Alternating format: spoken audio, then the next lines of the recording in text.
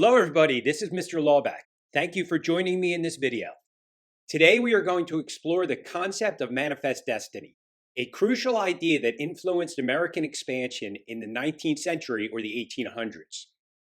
Manifest destiny was a belief that the United States was destined to expand across the North American continent, from the Atlantic Ocean to the Pacific Ocean. But where did this idea originate?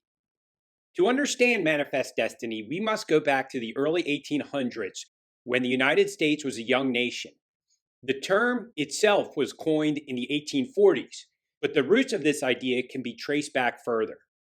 It was rooted in the belief of American exceptionalism, which is the notion that America had a unique mission and a divine obligation to spread its democratic institutions and values. The phrase manifest destiny gained popularity during the 1840s as territorial expansion became a strong desire of the U.S. Americans believed it was their right, ordained by a higher power, to extend their territory from the Atlantic to the Pacific Oceans. This ideology fueled Western expansion, despite the ethical and moral implications of displacing Native American tribes and the annexation of Mexican territories. The belief of manifest destiny played a significant role in the political landscape of the time. It was used to justify the annexation of Texas and the Oregon Territory. Advocates argued that it was America's duty to spread its type of civilization across the continent. Again, think American exceptionalism. Now, how did we get this term? The specific person who coined the term manifest destiny isn't definitively known. However, the phrase is often attributed to John L. O'Sullivan, an American journalist. He used the term in an article published in 1845, expressing the idea that it was America's destiny and duty to expand westward across the American continent. O'Sullivan wrote about the annexation of Texas and advocated for the fulfillment of this perceived destiny. While he popularized the term, the concept of westward expansion and the belief of America's destined growth had been present before his usage of the phrase. Now, you can't talk about manifest destiny without talking about this iconic painting, American Progress. The artist was John Gast that painted this in 1872, reflecting the concept of manifest destiny's prevalence during the 19th century. The artwork portrays a female figure, often interpreted as progress, hovering over the landscape. She carries the symbols of civilization, such as the telegraph, which you can see as the wires that look like they're on a telephone pole, a school book, and a railroad, as she moves westward, with the bright light being in the background and moving towards the darkness. This painting symbolizes the belief in American expansion, technological advancement, and the spread of civilization across the continent, reflecting the optimistic spirit manifest destiny during this era. I am now going to go over a couple of prominent people in favor of manifest destiny and U.S. expansion. James K. Polk. He was the 11th president of the United States and a strong proponent of manifest destiny.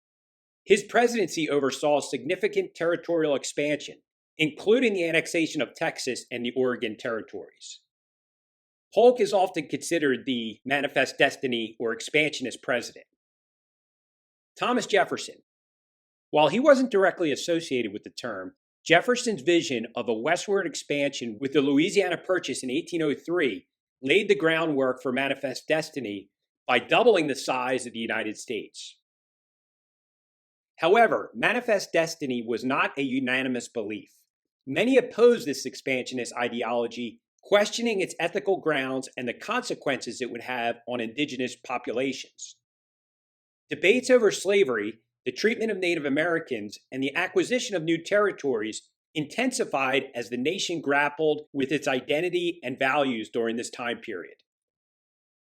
Now, who were some prominent people that were against manifest destiny?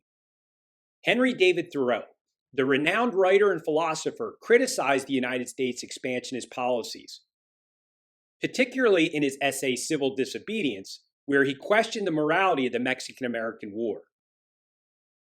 John Quincy Adams, the former president and congressman, vehemently opposed the annexation of Texas and the Mexican-American War. seeing them as expansionist ventures against the principles of the United States Constitution.